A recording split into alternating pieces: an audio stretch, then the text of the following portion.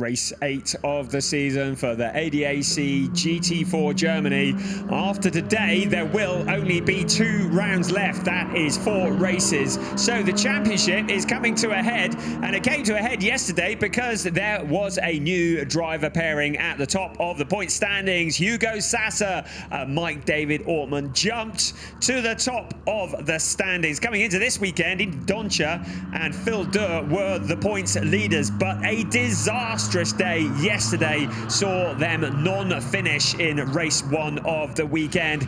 They're trying to make up for it though. That car there, Indy Doncia, has qualified on pole position for Durr Motorsport. That is the best possible position to get his championship back on track. There is the number 30 car, Henrik Still. That car had a bit of a lively time yesterday for WNS Motorsport, but starts alongside Doncia on the front row of the grid. Of course, Indy Doncia, a very experienced GT racer, and great to have him back on the grid of GT4. Pleased to see we haven't got the hand signals we had during qualifying this morning. Alongside me, Adam Weller. This is set fair to be one heck of a ding-dong battle.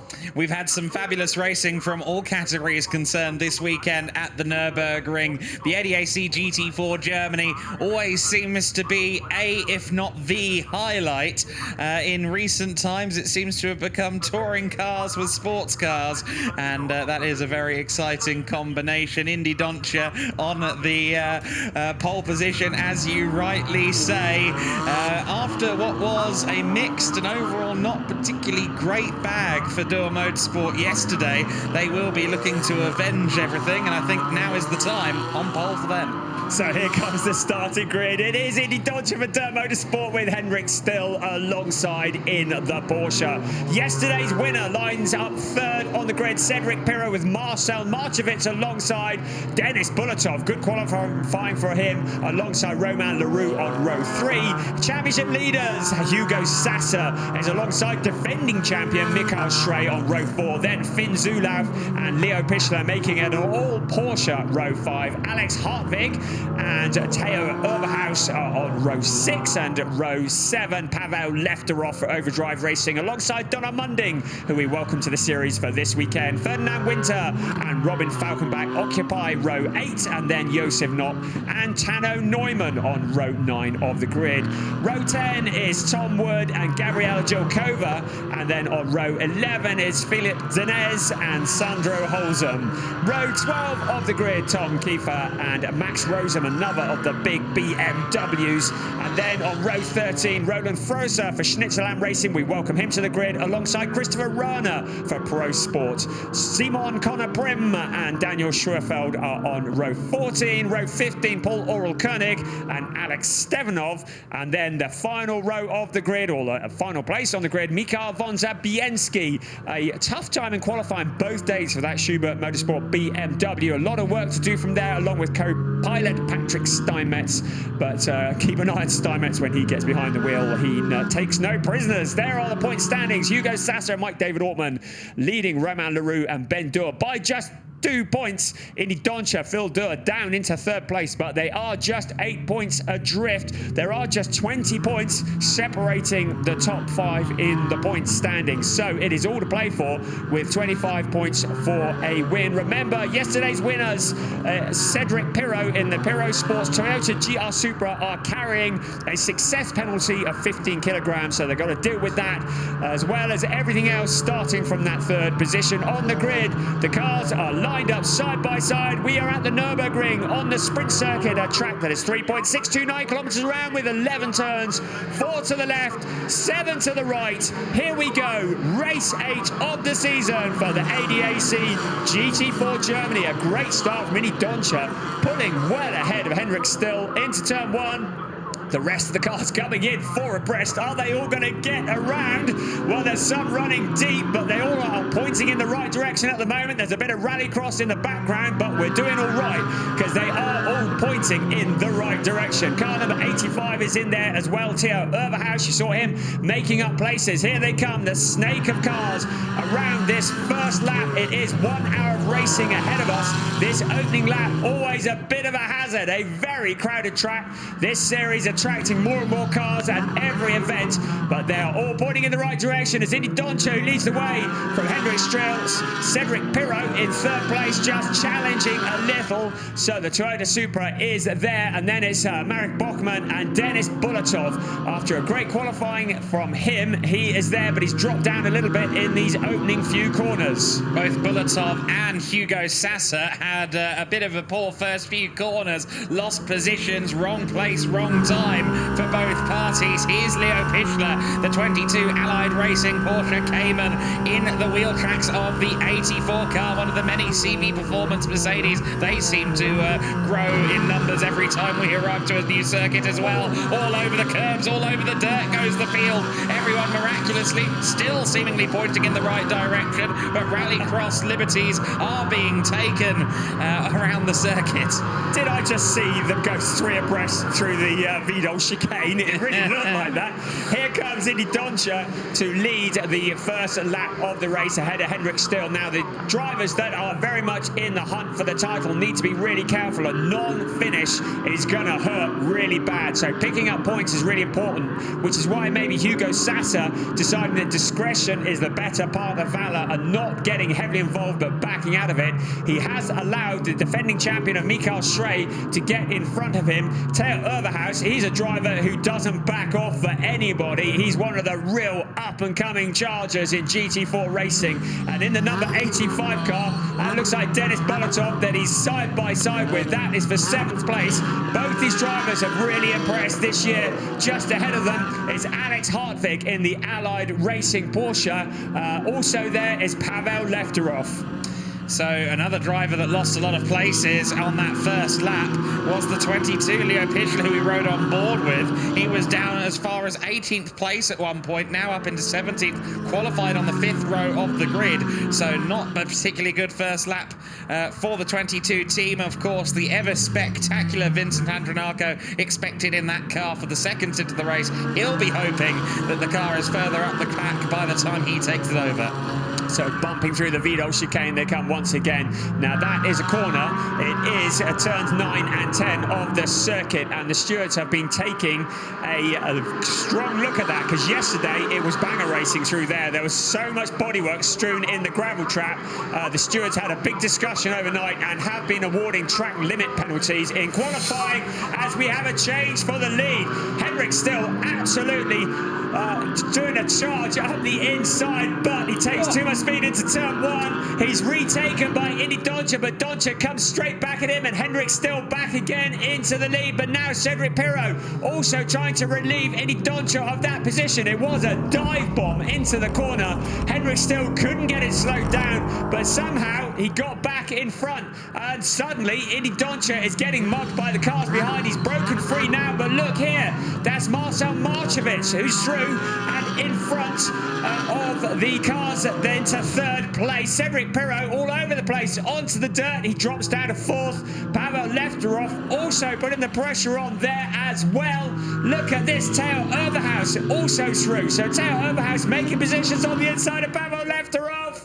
3 abreast. Surely this is not going to go all the way. Oh, 3 into 1 doesn't really go into that chicane, but thankfully they've only gone 2 wide now. Only 2 wide at the Vidal chicane, potentially on the cards. Bulatov having a look to the inside there of the 44 Allied Racing Porsche of Hartfig. Can't get it done. Everyone thankfully single file by the time they get to the chicane. I must say, if it was a dive bomb from Hendrik Still, it was a hefty hip check from Indy Doncho at turn 2.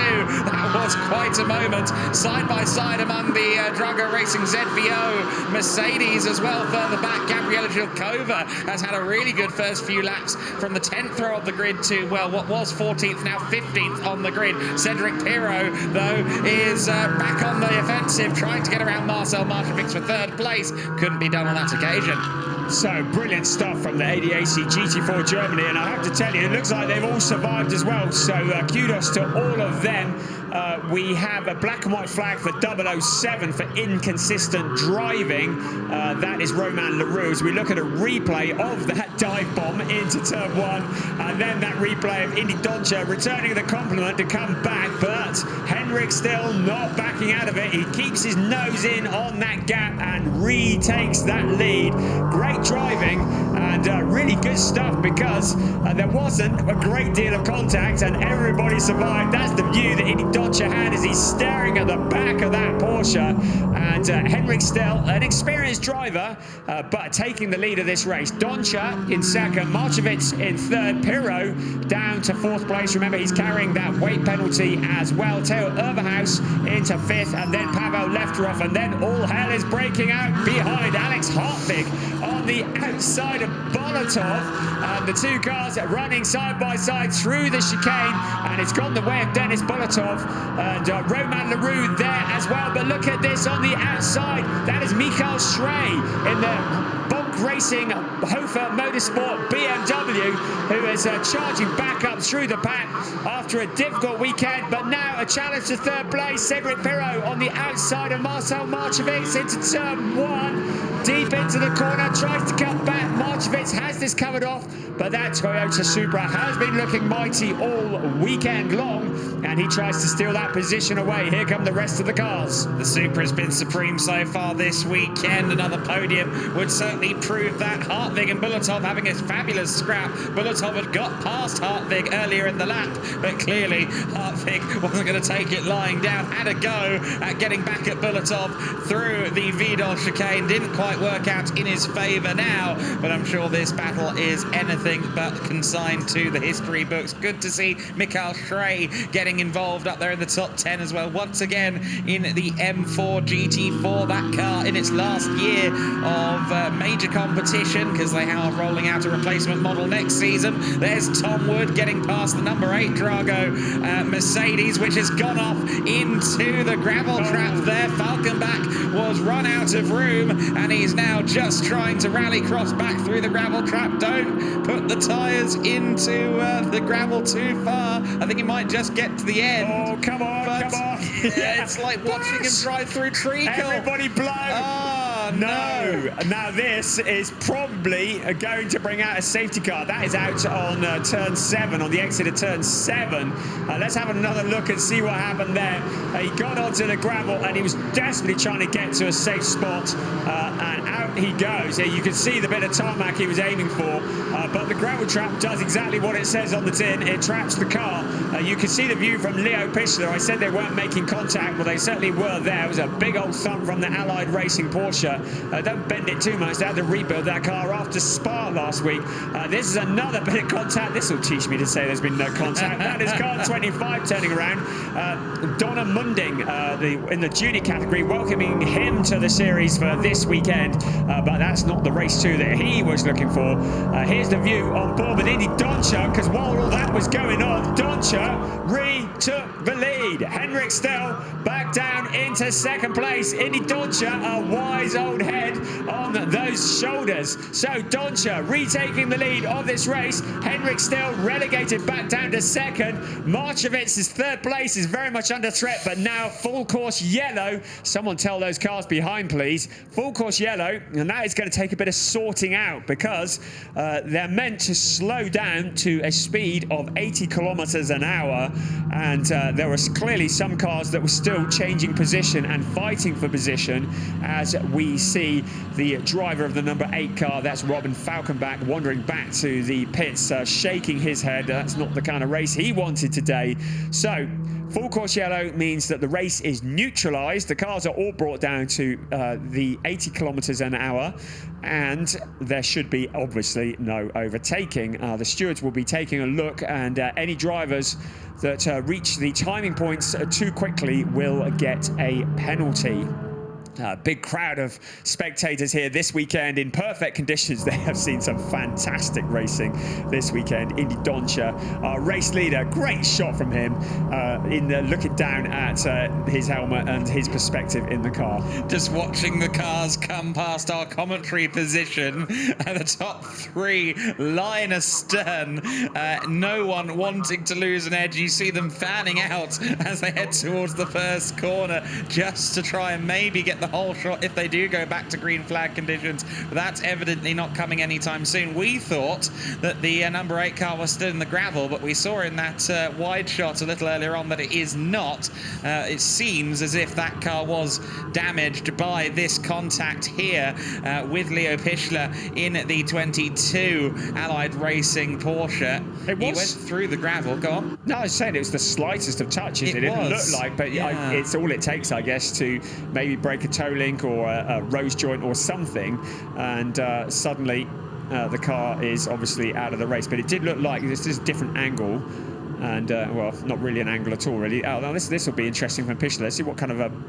Yeah, actually, it's a fair old thump on the front right, wasn't it? I think you were being quite generous with your initial assessment.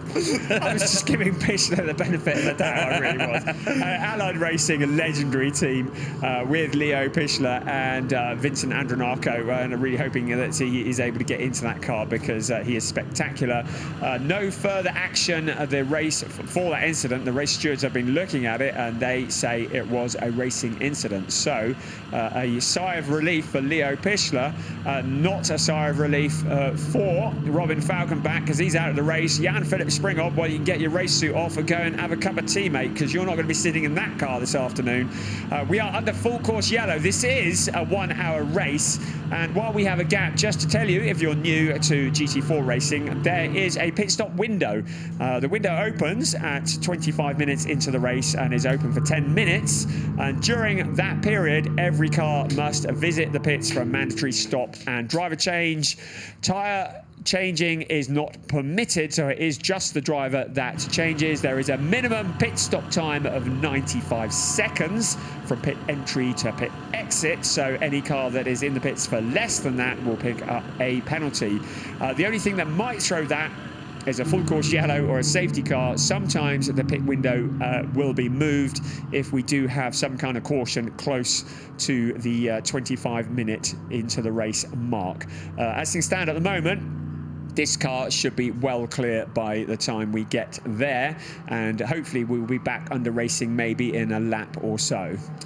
So Leo Pichler, the other half of this incident, has actually demoted even further still down to 22nd position. The car that started on the 5th row of the grid ended up in the mid-teens and is now down in its, well, number-sake position. 22nd place for the 22 Allied Racing Porsche at the moment. A lot of work for that team to do. They're always rather prominently featured on camera because there's always something going on involving that car, particularly when Mr. Andronacco gets behind the wheel. Yeah, always very exciting. I was just thinking Pichler might be now down in 25th place, but Andronacco's probably just rubbing his hands together and going, right, leave that to me. He's in the pits. Pichler's in the pit lane. That's why he's dropped further still. Well, maybe we're not going to see Andronacco at all this afternoon because you don't visit the pits at this point in the race unless there is something fairly major wrong with the car. So that collision between Leo Pichler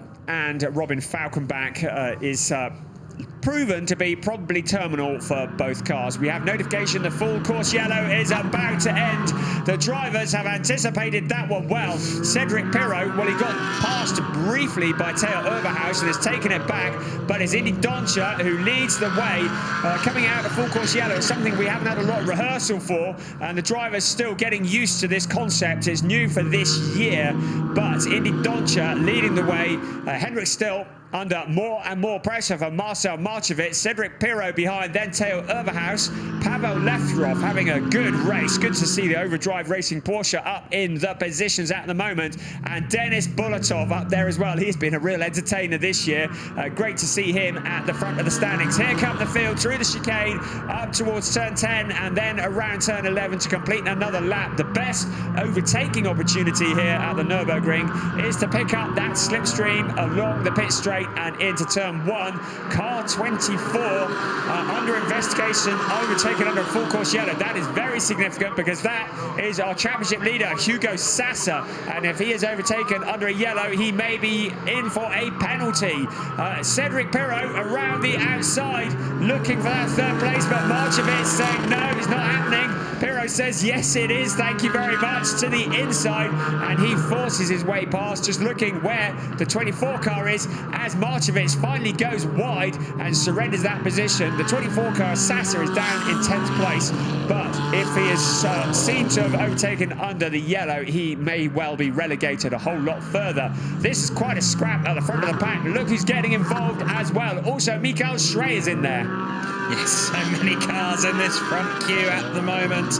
The top 10 there or thereabouts, all in one queue. In fact, it is exactly the top 10 as Hugo Sasa is the final carriage on this 10 carriage train to the Nürburgring and then back around the Nürburgring and back around it once more. Indy Doncia leading by just a few tenths of a second, but he has critically given himself a few car lengths over Hendrik Still. Marcel Markovic with no such luxuries in 4th place. He's having to go defensive for Theo Overhaus's challenge there, the 85 CV Performance Mercedes. Those two cars will be nigh on identical, of course, given they are both Mercedes AMG GT4s. Cedric Pirot in the Supra then up to 3rd on this lap. We saw that car turn a mighty performance yesterday, the first ever win for the Toyota Supra GR GT4 in ADAC GT4 Germany competition. He has good pace in a straight line up against Hendrik Still, but not quite far enough alongside, or is he, to go around the outside of turn 1. He gave it a good shot, but still holds on for the time being. Car 95 under investigation for leaving track and getting an advantage at turn 9. That is one of the many Dürr Motorsport Aston Martins, Simon Connor Prim at the wheel. So it's still in second, but Cedric Pirot looking to relieve him of that. But every time he takes a look, Marcel Markovic is poking his nose in as well. Of course, this scrap is playing exactly into the hands of Indy Doncia because he's able to pull away from it. And you can see the gap that he's opened up is probably over a second by now. Hendrik Still has got Cedric Pirot queued up behind him. Also Marcel Markovic, and that's Cedric Pirot losing that position. Yes, Cedric Pirot there was very slow out of the corner and then kind of jacked the wheel left and right as if he was trying to figure something out there. Markovic's defending for what is now 3rd position. Here comes the 85 of Overhaus as well, trying to find a way through but not succeeding in doing so. Penalty lap for car 33. That's the Schwerfeld Allied Racing Porsche. Meanwhile, let's keep an eye on Cedric Pirot because we're not sure quite how he lost those positions. Another penalty lap for the aforementioned Simon Connor Prim as well. So the penalty lap is a 200-metre box on the exit of turn 1, which is off the racing line. The driver must pass through that at no more than 50 kilometres an hour. That is a disadvantage, but it's not a drive-through penalty, which really is race wrecking. Look at Theo Overhaus. He is one of the real chargers that is coming through. A young driver who knows no fear, and he is now challenging that Supra. A moment ago, the Supra was looking like it might be in the lead. Now it's looking like it's struggling to stay in the top 5. So Theo Overhaus putting the pressure on. Again, Indy Doncia stretching his legs. Hendrik Still in second. In 3rd place, Marcel Markovic, Cedric Pirot and Theo Overhaus trading that 4th place. Overhaus did get in front, but Pirot has taken it back again. Of course, one thing worth noting as well is that Toyota is carrying 15 kilos of ballast for yesterday's race win. So that could also be having a slight hampering effect. It's not the most severe weight penalty you'll find anywhere in the motorsport scene, but it's still significant enough to be a hindrance, particularly as we get deeper into the race. And it does seem right now as if Cedric Pirot is the cork in the bottle in that scrap that begins at about 5th place and goes to about 13th. And Pirot has received a warning from race control for forcing another car off the track. He's received a black and white flag, which isn't a penalty in itself, but if he gets many more of those, then it will become a penalty. So Cedric Pirot very much under observation from our race stewards. Tom Wood had a very optimistic look up the inside of the 007 LaRue-driven Dürr Motorsport Aston Martin. Aston Warfare with Hugo Sasa up ahead as well. All remaining in orderly fashion to a certain definition of orderly through turn 1 and 2. But I have a feeling this battle is going to continue on right up until that pit window mercifully allows them to maybe cool off and separate for a moment. Oh, you think? Tom Wood showing me Ewan Mackay did not have a day they wanted to remember yesterday, getting involved in an incident on the start line. The number 60 car looking to come back from that today in 12th place. They're still a lot further back than they would like. They finished second at Oschersleben earlier on in the year, but they will continue fighting from there. Theo Overhaus continuing to fight with Cedric Pirro for that 4th place, and you have to say, once again, the Mercedes looking very strong here. Marcel Marchevitz has got one of those in 3rd place. Theo Overhaus has one in 5th place. A penalty lap for car number 48 for driving unnecessarily slow during the yellow flag conditions. That's Christopher Röhrner for Pro Sport Racing. That's the sister car of Hugo Sasser. We're still waiting to see whether there's anything else that's going to pop up from that one, because we did hear they might be under investigation as well. But certainly it is the 48 car of Christopher Röhrner that receives that penalty, and that means he has to pass through the penalty lap. Now Pavel Lefterov under pressure, and that is from Denis Bulatov, another of the mighty Mercedes. So Bulatov moving to the outside into turn 1. It is just a look, and now ducks back to the inside. Lefterov looks like he's got this covered off, but the BMW is also behind them. So here comes a car through the penalty box. So that's the penalty lap being served by car 95, Simon Connor Prim. We saw that one flash up earlier, and that loses him a bit of time, but not too much. He was running in 15th place. Yes, I wager he's well outside the top 20 now. It's never good to gain those penalties when there is pack racing in play. I don't think there is really a good time to get a penalty lap in general, but certainly not in GT4 Germany, where it seems like the pack racing continues on until they're waved back toward Parc Fermé. This fight for 2nd place is raging on. Henrik Still, well, he doesn't look to have quite the pace of Marcel Marchevitz. Marchevitz is all over him like a rash as they head into the corner. But Henrik Still just positioning that Porsche exactly in the way that he needs to.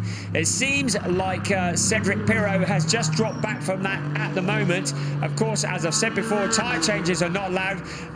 Penalty lap for car 85. Well pointed out, Theo Overhaus has received a penalty lap for pushing another car. Yes, so that is the 5th place car, Theo Overhaus, who we just saw overcooking it a bit out of the Vidal chicane. Maybe he just got the news from his pit crew. Let's see if he serves it this time by. He's got a little bit of a gap over Hartfig in 6th place, but it won't be enough for him to not lose any positions. He should stay within the top 10. He might end up somewhere around Lefterov or perhaps Mikael Schrey. He doesn't do it this time, though. Theo Overhaus continues on. Oh, and it's Lefterov having a spin there. Lefterov in the Porsche. Not quite sure if he fell or whether he pushed, but he rejoined in the pack. Somehow doesn't get collected. Pavel Lefterov in the Overdrive Racing Porsche. Such a good race for them to this point. Well inside the top 10. Their misfortunes that date all the way back to Oschersleben continue.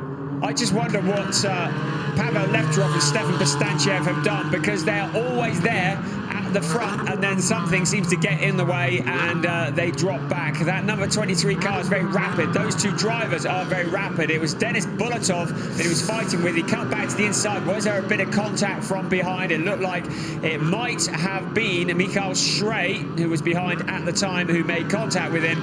He did well, though, to not be collected by one of the other cars coming around the corner, particularly the number 95 Aston Martin that had just served its penalty lap, and then another Porsche through on the inside. So disaster for the number 23 Overdrive Racing Porsche. And would you believe it, we're within a minute of the pit window opening. That 25 minutes has gone by very quickly. It will open with 35 minutes to go and close with 25 minutes to go. So next time by, the leaders and indeed the rest of the pack will get the opportunity to pit if they wish. It'd be interesting to see what the Pirro team do with the Pirro car, because it might be they want to pull him in and swap over with Marcel Lenez early on and get him out of this traffic, because Henrik Still really is looking to be a car that is holding him up. I haven't seen whether Theo Overhaus has served his penalty lap yet. We haven't seen it. but you can see from your graphic on the screen that the pit window is about to open. Here we go again. It is Marcel Marchevitz through, and Henrik still in third place. So Henrik still is relegated by the Mercedes. Of course, one thing you have to consider as well is that you don't really get out of the traffic around here in GT4 Germany. It's a 95-second pit stop. That is a 1 minute 35-second pit stop. The lap takes 1 minute and 35 seconds, so it doesn't actually get you out of the traffic at all. Car number 1 with a drive-through penalty for pushing another car. That is Michael Schrey. That is for the collision with Pavel Lefterov. Fairly swift and sharp decision there from the stewards. And that is going to be a massive hit for the Hofer Racing by Bock Motorsport team. They are the defending champions in the ADAC GT4 Germany, as Cedric Pirot pulls off into the pit lane. And as we suggested, it's an early stop for him to maybe get him out of that immediate traffic, if not putting him back into other traffic. It'll be Marcel Lenez who takes over. Also into the pits for the mandatory stop, it's Alexander Hartwig, who's handing over to Moritz Viskersen. There is the BMW in the background. I couldn't see which one it was, but look here again, and that was Michael Schrey who's into the pits. And this is, I said, watch out for the Schubert BMW getting air across the Vidal chicane. The number 10 car, not sure that was the quickest way through, because there's an Aston Martin that's filled the gap. Here into the pits, it's Finn Zulauf handing over to Nikolai Moller-Madsen. I think we need to change the numbers 1 and 0 on that number 10 Schubert BMW. Switch them over to 0 and 1, then it can be the Dukes of Hazzard car, as it clearly aspires to be. Nikolai Moller-Madsen's 31 car is in. He will take over from Finn Zulauf, as noted. Quite a few cars in there as well. Hugo Sasser, one of them as well, handing over to Mike David Ortman. He's towards the back of that shot we just saw. Indy Doncha continues on in the lead. Marshevic's now in second place, and let's see whether any of the top 3 make the decision to come in this time. A red P next to the driver's name would normally mean they've gone below the minimum pit stop time. You'll see one next to Michael Schrey, but of course he went through for his drive-through penalty, so he's yet to make a stop. We saw him coming into the pits. That wasn't for the mandatory stop, that was the drive-through penalty, so he's going to have to do it twice. Insult, injury, add them together, that's what he's got. Michael Schrey now in 22nd place, and he still hasn't made his mandatory stop. There is Pavel Lefterov trying to work his way back through the field, but he's got an awful lot of work to do from what is 19th place to get back into the pits. He's had enough. He's into the pits. It's Stefan Bastanchiev who will be poised and ready to take the wheel of that number 23 car. And in comes the one of the Bock Motorsport BMWs. Now, was that the 1 or was that the 2? It was the number 1 car in for the second time in as many laps. So Michael Schrey now deciding to get the mandatory stop out of the way. 6 minutes and 48 seconds left on the window, so still plenty of time for these leading cars to pit in. There you see the 85 of Theo Overhaus just ahead of the scrap behind him, although these are cars on a different lap. In fact, the 44 car isn't even on the same lap as Denis Bulatov, but he is doing a very good job at being in the way of Denis Bulatov, and I don't think anyone is less happy than the man behind the cockpit of the number 20 car. I don't think I've seen Theo Overhaus serve his penalty lap, but I'm sure he has done. It's 3 laps that they have in which to serve it. There may have been a little bit of arguing going on with the stewards. I don't know how open they are to discussion about these things, but Overhaus, hopefully he has served his penalty, and that 4th place is a real thing. Another car peeling off into the pits. Is that Bulatov? It looked like it to me. One of the Dürr Motorsport Aston Martins also there, and the Hofer Racing by Bock Motorsport BMW of Gabriel Piana now having taken over from Michael Schrey. He's got an awful lot of work to do. Of course, very much in the championship hunt. They were just 13 points off the lead and 3rd coming into this weekend. Didn't have a great day yesterday, dropped to 4th, still 15 points off the championship lead. That gap is almost certainly going to open up further unless some disaster befalls the leading cars, and that seems a little unlikely at this point. He rejoins, as does Stefan Bastanchiev into turn 1. rather serendipitous that they've ended up together, given it was their collision that caused the drive-through penalty for the car now driven by Gabriele Piana in the first place. Here comes Indy Doncia again through turn 8 then, and let's see whether a pit stop is forthcoming on this occasion for Indy before he hands over to Phil Durr, one of many Durr family members racing, and even more of them in the paddock. Is a very, very strong team. They need to get themselves some GT3 cars, some TCR cars to try and fill the quota of machinery. They've got some incredible cars in the paddock as well. They've got a display, including the Dallara Stradale, which is a very awesome little bit of kit. Here we see some more cars diving into the pit lane. So it's another, the Hofer racing by Motorsport BMWs. That'll be the number 2 car being driven by Max Rosam. He'll be handing over to Tim Reiter, and they are into the pit lane for their mandatory stop as well. We're still waiting for our leader to come in. Indy Doncia, well, he's got no reason to come in at the moment. He's got an open track in front of him. He's a very quick pilot, and he's doing exactly what he needs to do. The Dutch driver will be handing over to Phil Durr in the Aston Martin, and this is a great view of him. And he, as we look down on Indy Doncia, that's a great camera angle, isn't it? And that is the view out of his front window. Mike David Ortman will be happy to hear that they finally decided no further action regarding overtaking under full course yellow while Hugo Sassa was at the wheel.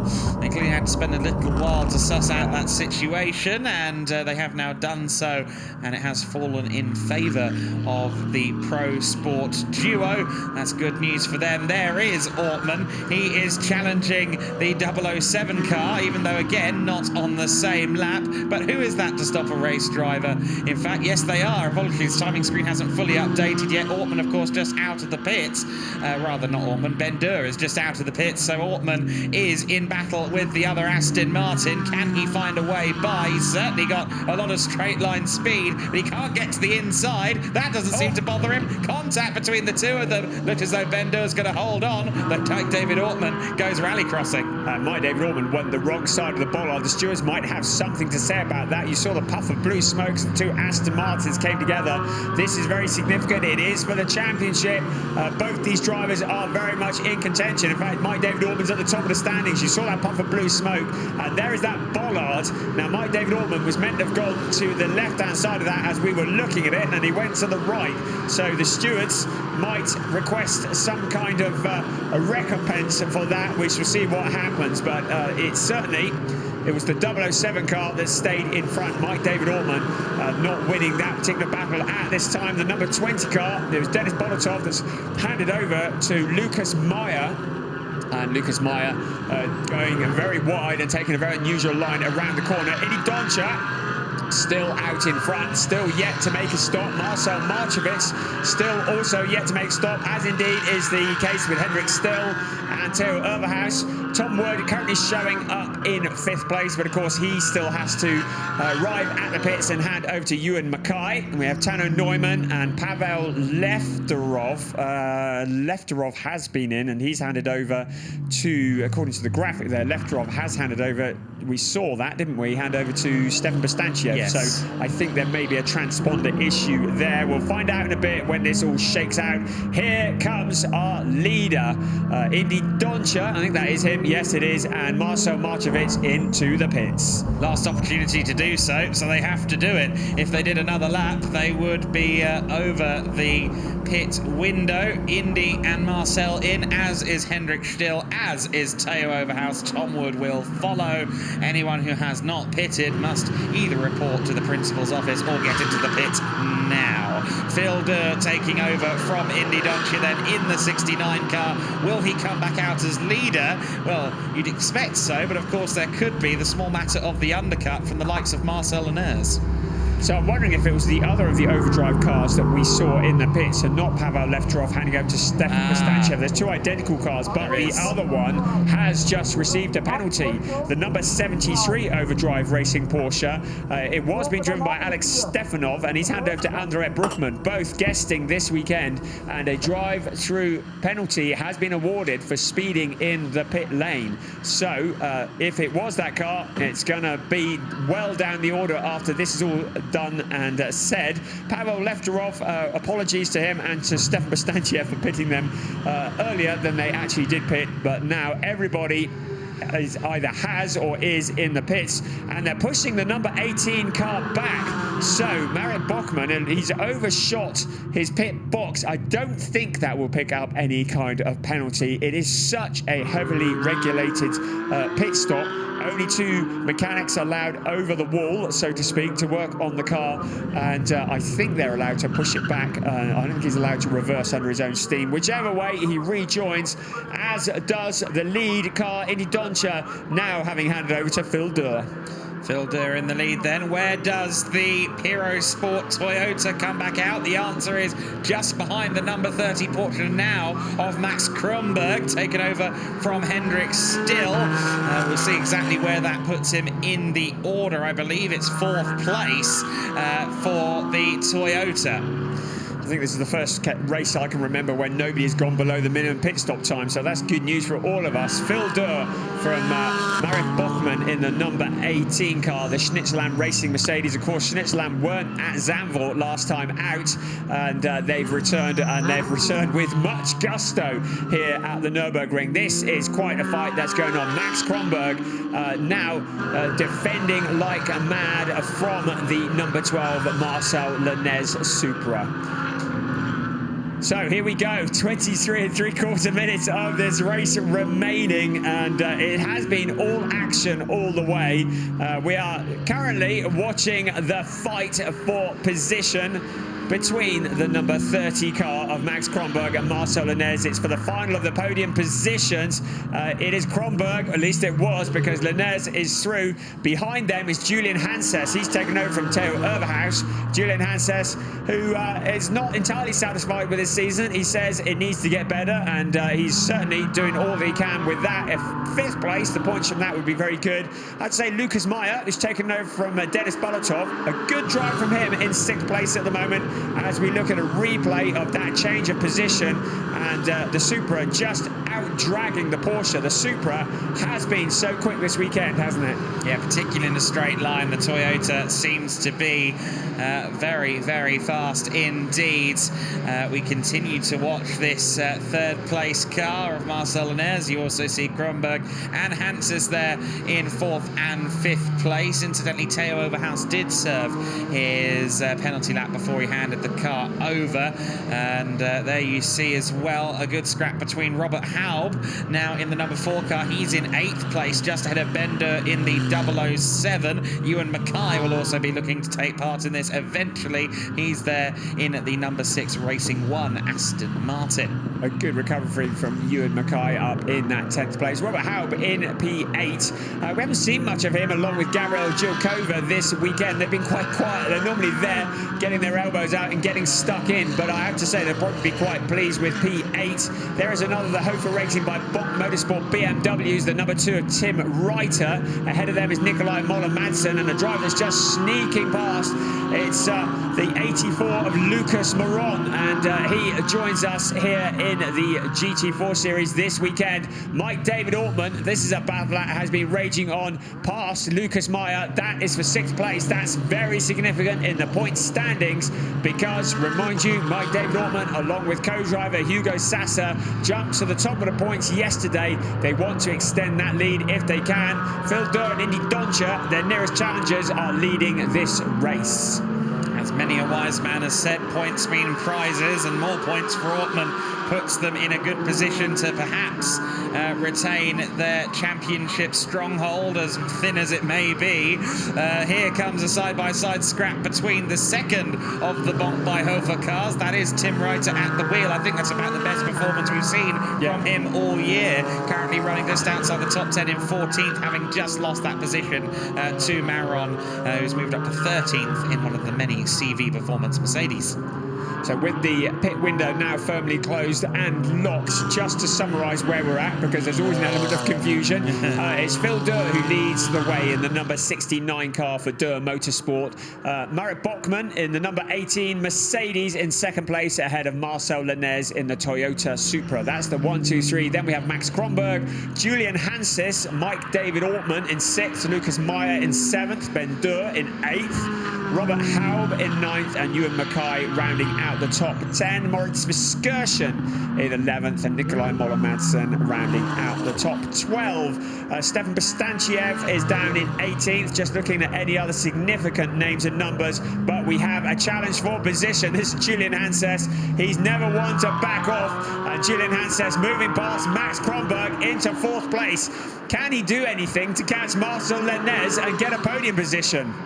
Not out of the question. I imagine that Mike David Ortman could yet maybe get closer to the top 5 as well. He just set a personal best first sector for the car in the first sector. You don't often see PB sectors in the second stint of the race because, of course, these tyres have already done, at this stage, just over 40 minutes of racing. But Mike David Ortman is pushing, and he actually just set the car's PB lap as well. Personal best lap of a 1 minute 34.361. He is hustling the 24 Pro Sport Aston Martin. We get a replay here of some slight overuse of the curbs from Kronberg. That set up the move nicely for Julian Hanses, moving into 4th with relative ease.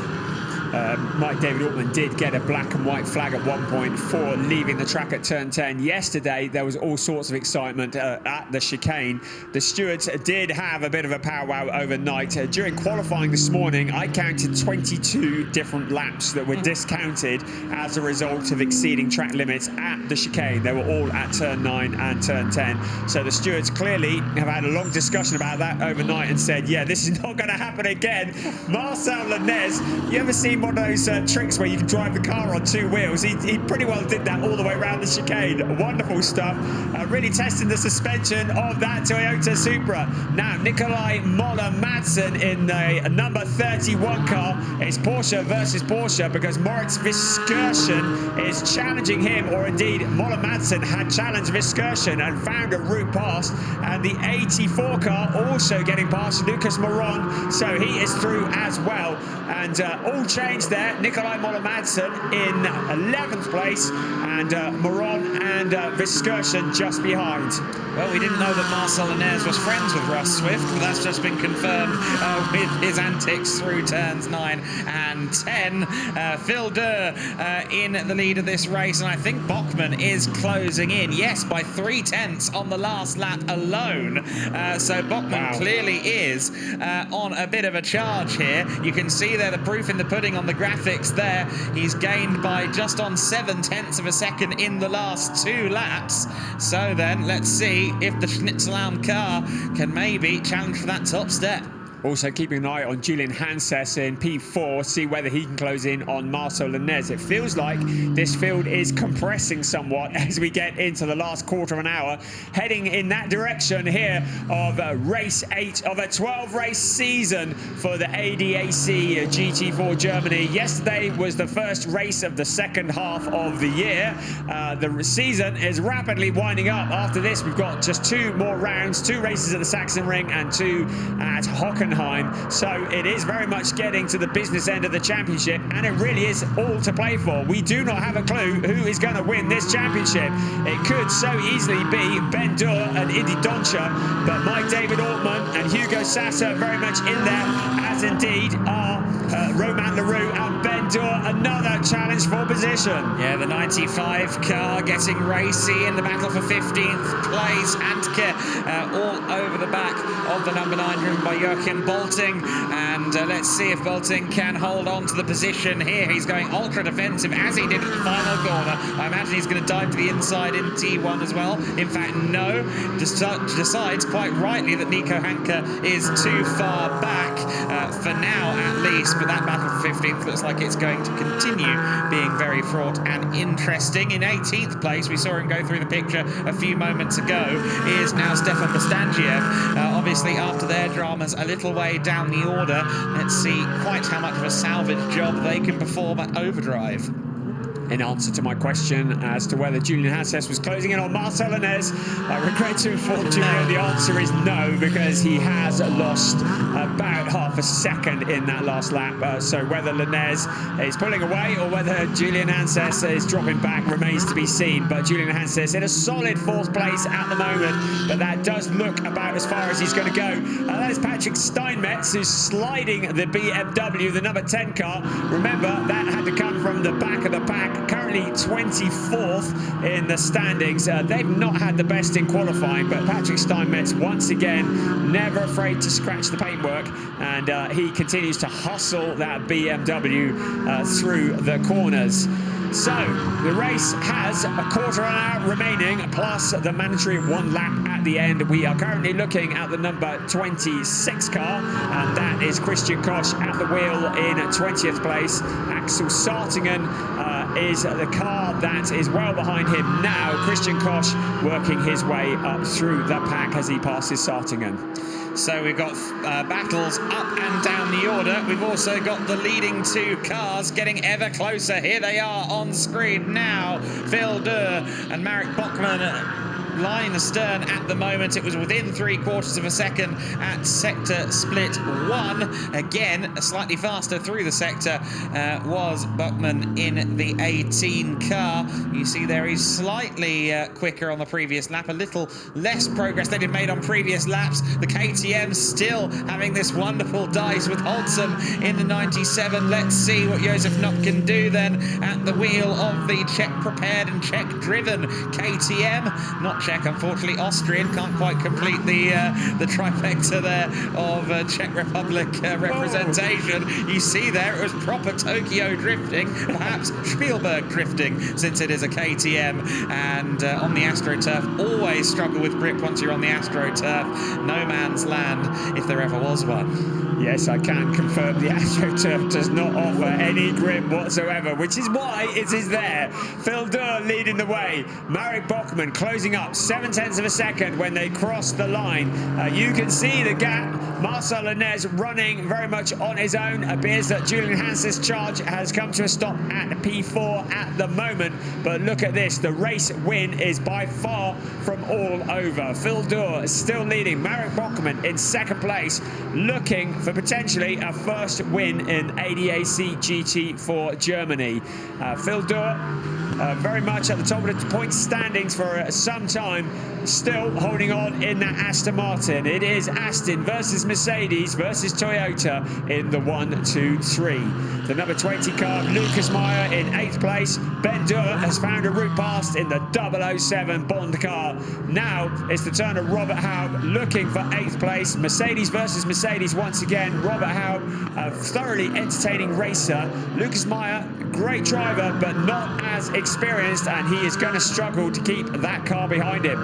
The American racer Haub, always a treat to watch. Also always a treat to watch Mike David Ortman. I said I thought he could get to the top 5. Well, he's arrived on the back of the number 30 Porsche of Kronberg. Let's see if a move is forthcoming. He looks to the inside speculatively, but not definitively just yet. Incidentally, we should mention the number 95 car also under investigation for using a blower during the pit stop, side by side for 5th position still, as Kronberg has to defend from Mike David Ortman, but it's no use defending now because he's got a nose alongside you. It's a drag race down to T1, inside line for Mike David Ortman. From there, surely the position is his, but that Porsche, particularly in the hands of Hendrik Still, has had a habit of sticking around the outside at turn 1. Unfortunately, Kronberg couldn't quite do it.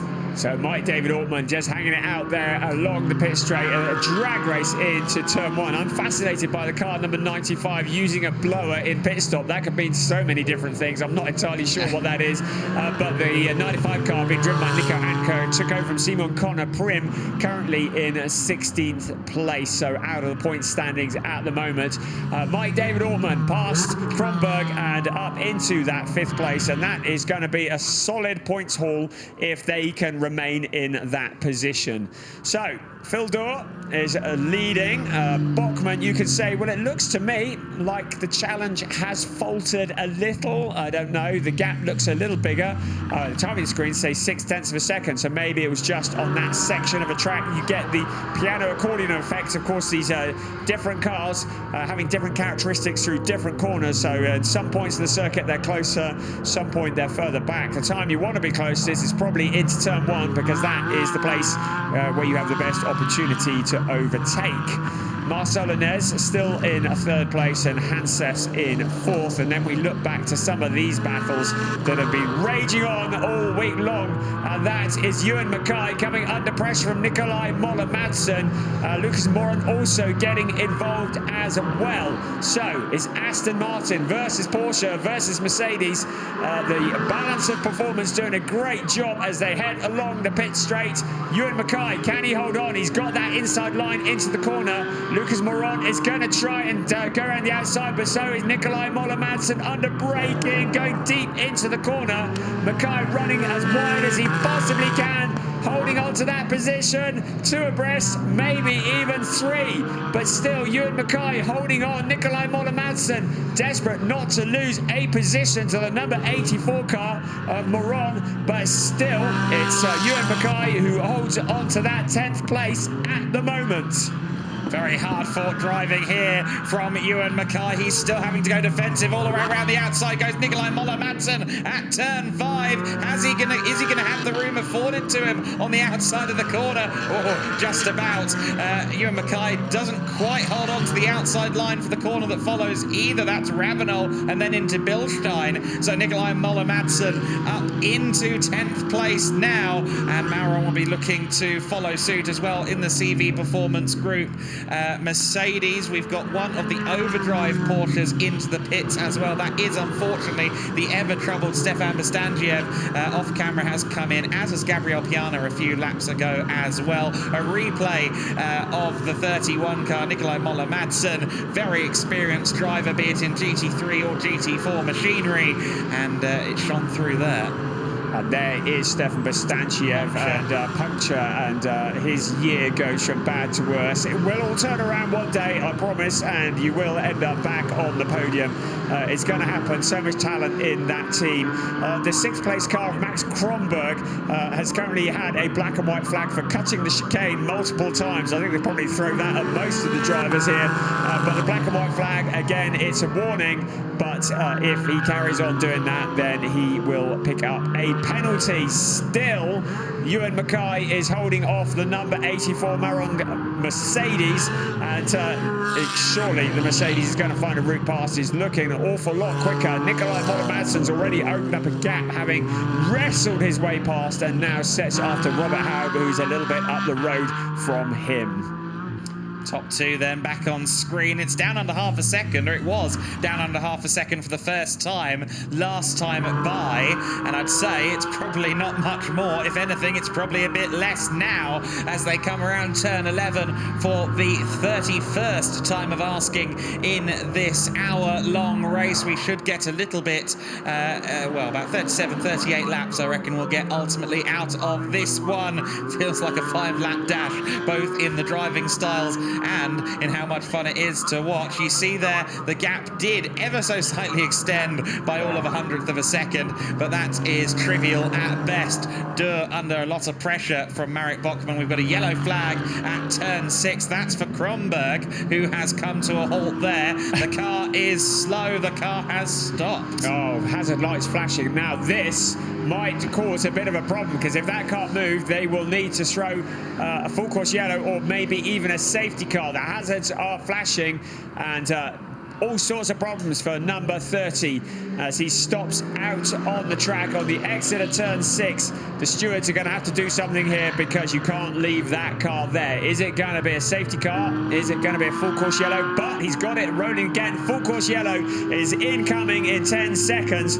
So there will be a full course yellow. The race will once again be neutralized. It's been really good to see this year. Again, Sven Stopper, the race director here, he came in a couple of years ago to take over over proceedings, and a full course yellow instead of a safety car. Safety cars are great and exciting. They bunch the field up, but they neutralize any kind of advantage that drivers may have had, and take that away. And the full course yellow keeps those gaps in place, and it's good that Sven Stopper is using that instead of just going straight to safety car. Yesterday in this category in the ADAC GT4 Germany, we saw a race lead change coming out of the full course yellow. Phil Durr is going to need to be quick on the trigger when we go back to green flag conditions. We're seeing here a little bit of muscling between Ewan Mackay and Maurer on their 4 P11. So I'm getting a few replays of that. That might be something that they're looking at upstairs as well. Still under full course yellow, and there's a statement of intent from Marek Bachmann. I'm watching you, he says. Full course yellow ends in 10 seconds, so the time for the fastest trigger man is now. Let's hope that Phil Durr holds on to it. The engines sing, and Marek Bachmann has moved into the lead of the race as we go back to green. So Marek Bachmann, unless he jumped it, and if he did, there'll be a penalty incoming, has caught Phil Durr napping. It could be a first win for the Schnitzel Mercedes here in the ADAC GT4 Germany. Phil Durr, well, he didn't even see that one coming, and there is the view of his face, and there's no secrets there with that camera, is there? So Phil Durr is left to watch the back of the yellow and orange Mercedes. He's got his work cut out if he wants to get back in front of that. That is going to be quite the challenge. Marcel Lenez has done quite well out of that as well. He looks to have closed up. Here's a replay, and you can see. Now, is there any indication when it went back to green? I don't actually see any flags or lights, but I think it was just Bachmann who got the jump and left Phil Durr snoozing, and suddenly that's what looked like a fairly certain win has been relieved from him, and he is down into second place. You can see the green flags were flying, and Phil Durr, I'm pleased we can't see him to lip read. No microphones, please. So Phil Durr just caught out. We could see the green flags were flying when that car went past, so there's no crime there. And Lenez has also taken advantage of the snoozing Durr to close up and could potentially be challenging for second place in the last 3.5 minutes plus 1 lap of this race. 3 manufacturers in the top 3 as it stands. Then the Mercedes from Schnitzelau in the hands of Marek Bachmann. Phil Durr in second place. The Aston Martin from the Durr Motorsport crew. Of course, the serial supercar dealers at Durr Motorsport. And then you've got the Piro Sports Toyota of Marcel Lenez for good company too. 3 cars that have looked very competitive all weekend long. Currently, the advantage is very much with Marek Bachmann, but will he still be there at the head of the order in 3 minutes plus 1 lap? I'm very eager to find out. Yes, we certainly are. Look at that, the 1, 2, 3 very much glued together. Can't help feeling they're not just going to settle for those positions, can you? The Toyota Supra, let's see what he can do as well. So 1.186 was the gap when they last crossed the timing line. That's Robert Howe back in the mix again. Lucas Meyer is the car he's passing, and that is for 7th place. It's Mercedes versus Mercedes once again. Nikolai Moller-Madsen, who's been on an absolute tear in this stint of the race, is also not too far back from both of these Mercedes. I wonder if he might be able to catch up to Lucas Meyer before the end of this race. Axel Sartingen has come in the Black Falcon Porsche number 33 as well. So Sartingen, who was having a rather uneventful race, it must be said anyway, has been peeled into pit lane. Meanwhile, Robert Haub has moved up into 7th place. Here come our leading trio. We have just 2 minutes plus 1 lap remaining of this race. 0.8 of a second between Bachmann and Phil Durr. Make that 0.6 of a second. 0.682 to be accurate. Then 1.2 seconds back to Marcel Lenez in the Toyota. Julian Hans says 4.3 seconds back down the road. So podium probably out of the question for him unless one of these 3 or 2 of these 3 get together somewhere along the way in the next 90 seconds plus 1 lap. But there you go, the 1, 2, 3 in this race, running pretty well together on the track. It's Marek Bachmann looking for his first win in ADAC GT4 Germany. They've had a second place and they've had a third place with that team in this series, but they've yet to take the top step of the podium. The Schnitzelam Racing Mercedes team, they took some time out from Zandvoort at the last round just to regather. They've come back bigger and stronger and with 2 cars for this weekend and hopefully for the rest of the season. And it's Marit Bachmann who's rewarding that hard work and that commitment in the best possible way by leading this race 8 of the season in the ADAC GT4 Germany. Phil Durr looking at the back of that Mercedes. It doesn't look as though he's got any answers to its pace.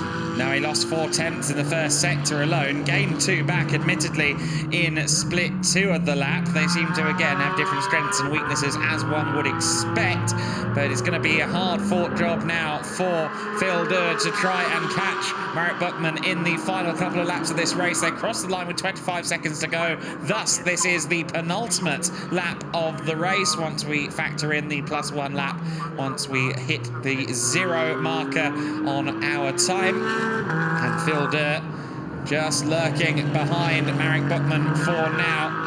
Bachmann has been impressive in his stint and had a feeling that with the 2 leaders so close together at the time of the full course yellow, it might cause some drama, and drama it hath caused. Marit Bachmann in the race lead. We're getting another look here at the moment that the race went back to green flag conditions. Now let's watch this all the way through because the flags are yellow. Let's wait to see a green flag and let's wait to see where the Mercedes comes from. Flags are still yellow here. And then the full course yellow board is withdrawn roughly now. There's the green flag, yes. And I'm pretty sure that Bachmann is just about on the right side of the law there. And there's nothing being flashed up on our timing screens to indicate anything otherwise. So Marit Bachmann, great reaction time there. They train for that kind of thing. Phil Durr in second place, staring at the back of the Mercedes.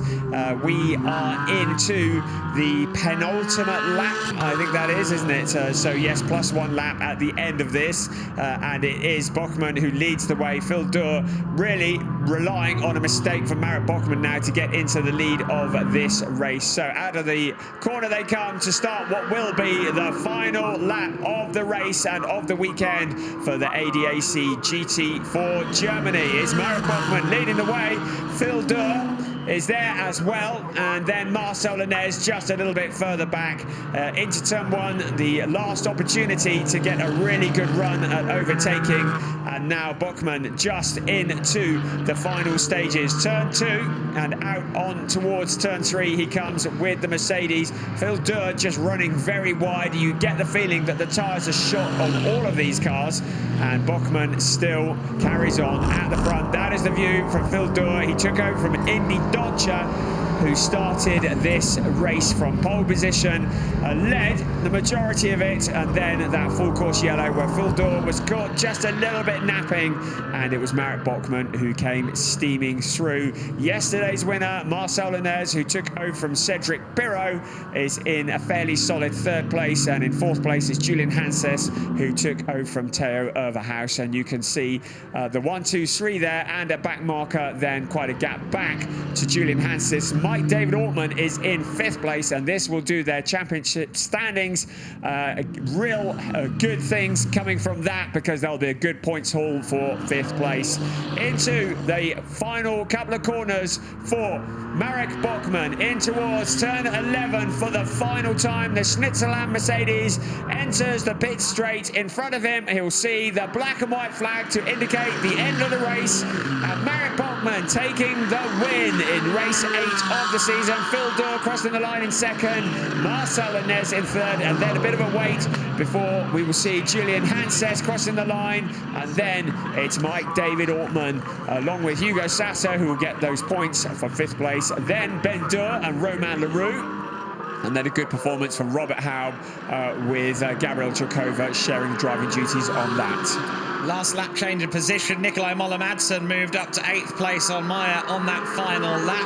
Had a feeling he had the pace and just about got there on the very final lap of the race to move up to 8th place. Meyer and Mauron rounding out our overall top 10. But the winners here, the Schnitzelam number 18 Mercedes.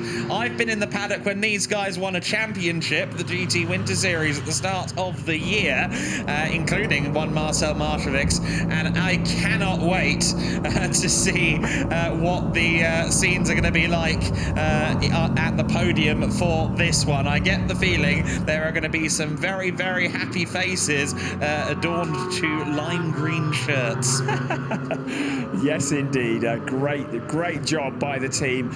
We did wonder when they took the time out at Zandvoort what their plans were going to be for the future, and there was a driver change. Of course, Marcel Markovic and Marit Bachmann were running for both for Schnitzelam Racing, but in different cars for the first 2 rounds of the season, and then they brought the talent together, and there's the head drop from Ben Dur, and again, you won't see anybody more disappointed with second place, I shouldn't think, because he knows that it was just reaction time that lost him that win. Here is your official classification. It's Marit Bachmann and Marcel Markovic taking their debut win in the ADAC GT4 Germany ahead of Phil Dur, Indy Dontje, Marcel Lanez and Cedric Perrault, yesterday's winners, taking a top 3 position. The rest of their places scrolling through your screen now.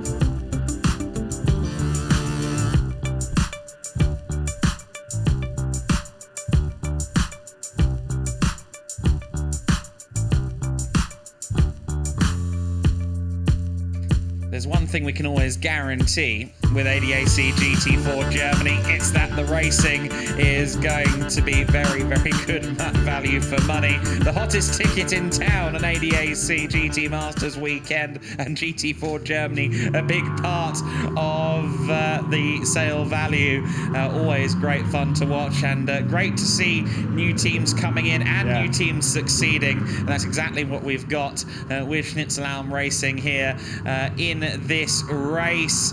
You see the cars slowly making their way back to the pit. I'm very much looking forward to this celebration. As I said, Schnitzelam know how to party. It's going to be a long night in the Nürburgring for a few.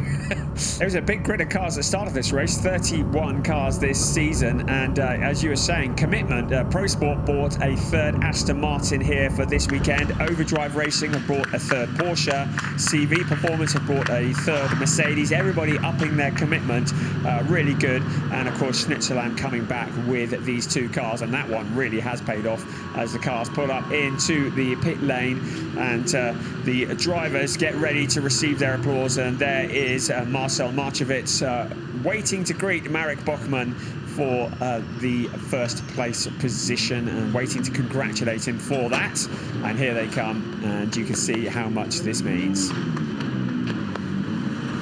And there is a slightly less celebratory Phil Dur.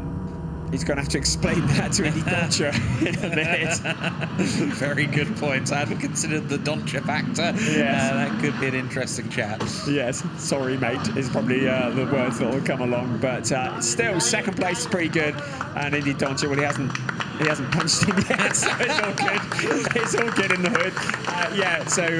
The Dur Motorsport team, great job, and it's so good. Dur Motorsport, massive supporters of the series. And look, they've jumped to the back of to the top of the standings. Indy Dontje and Phil Dur, despite that, 1 point ahead of Hugo Sasser and Mike David Ortman. Romain Leroux and another Ben Durs still very much in contention in 3rd place, as indeed are Cedric Perrault and Marcel Lanez. Defending champions Gabriel Piano and Michael Schrey. This is starting to slip away. 25 points for a win, and there's still 100 points available this season, but with a 27-point deficit, they have got their work cut out if they want to overhaul those drivers in front of them.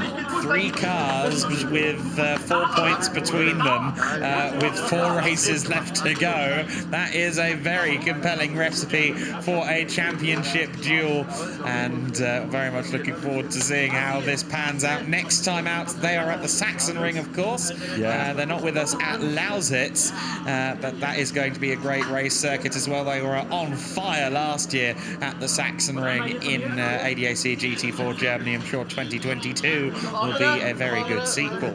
Yes, if you've never seen the Sachsenring before, I would highly recommend that you tune in, and it may well favour an entirely different set of drivers. It is an unusual circuit, apart from the fact they run anti-clockwise.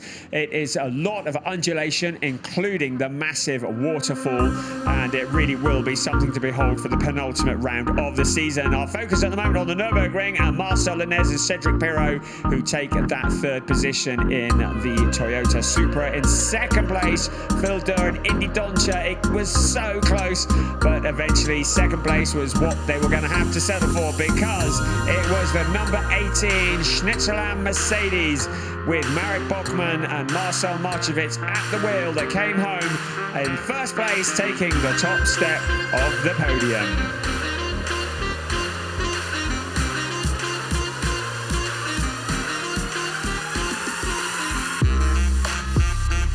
So lots of congratulations in the pits. We have just come out of the summer break for the ADAC GT4. We do have a bit of a break before we commence again at the Sachsenring. That will be on the 23rd to the 25th of September. And then after that, the series moves on to Hockenheim for the season closer at the end of October. And it really will be a brave man who puts any money on any of these drivers, because it really is. It's the most open I can ever remember the GT4 championship here at the ADAC. It looked coming into this weekend like Hugo Sasser and Mike David Altman might be the ones on a roll, but suddenly it all turns around, and Indy Doncha and Phil Durr once again back in the running, and this could just flip-flop all the way to the last race of the season. You get a feeling this is a championship that is going to be decided on the last lap of the last race of the season. The teams gather in the pit lane, and very shortly we will get ready for some celebrations. It has been spectacular, hasn't it? Definitely has been, yeah. This weekend has been one to remember for the ADAC GT4 Germany. The victory decided ultimately on both occasions by full course yellow and back to green flag, funnily enough. Yes. But that doesn't really tell the story of the races, which have been physical, fraught and intense, not necessarily in that order. And certainly we know that everyone coming onto this podium thoroughly deserves their spots, not least of which Marcel Linez and Cedric Pirot with their most successful weekend in the GR Supra thus far. The first ever race winners in ADAC GT4 Germany with the Supra GT4. They will be so elated with that. Not so elated Phil Durr nor Indy Doncha, but as you rightly said, seemingly all friendly down there below the podium. Here come the Schnitzelau boys, though, our race winners. You said you were looking forward to seeing this, didn't you? Yes. There'll be a representative from Schnitzelau on the podium as well. And I'm sure whoever that is, they will savour that moment. Here they come. We are about to get ready for the National Anthem. Oh, just a bit of a pause. Right, here it comes now.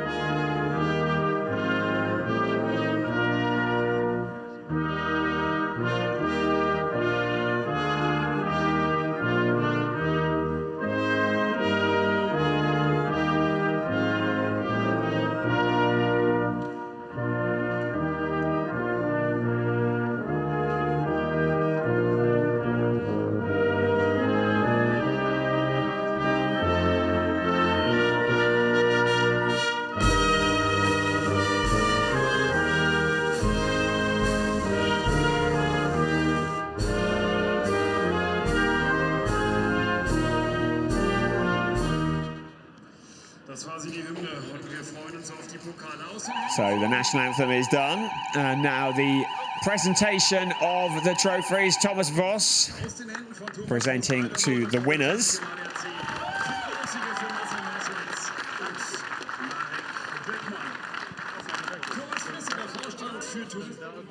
And then the second place trophy is being presented by Thomas Frisser to Indy Doncha and Phil Durr.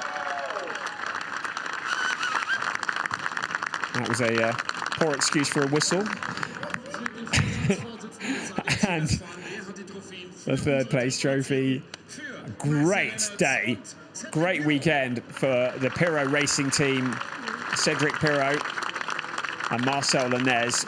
The Supra has well and truly arrived in GT4 racing. And the Schnitzelam Racing, well, the party, they've got about 6 weeks to recover before the next round, so there'll be some sore heads tomorrow morning, guys, I think. Pandemonium. I thought you were talking about Mad Panda for 1 minute. No. Well, that's going to be used in the future, I guarantee you that much. I've just written that one down. So the Schnitzelam guys in the centre of picture as we draw the curtain on the Nürburgring, Brian. So it has been a spectacular weekend. Really, really enjoyable action all the way. The championship has been blown wide open once again. It really could go in any direction. We've got a little bit of a break now before we return at the end of September, and it's the undulating Sachsenring, a unique experience for everybody, drivers and spectators alike. It is an event not to be missed, one of the highlights of the season, so make sure you join us then for that, and it will be the penultimate round of the ADAC GT4 Germany. But in the meantime, here at the Nürburgring under the blue skies, we celebrate with the winners, and we say thank you for joining us on the ADAC GT4 Germany.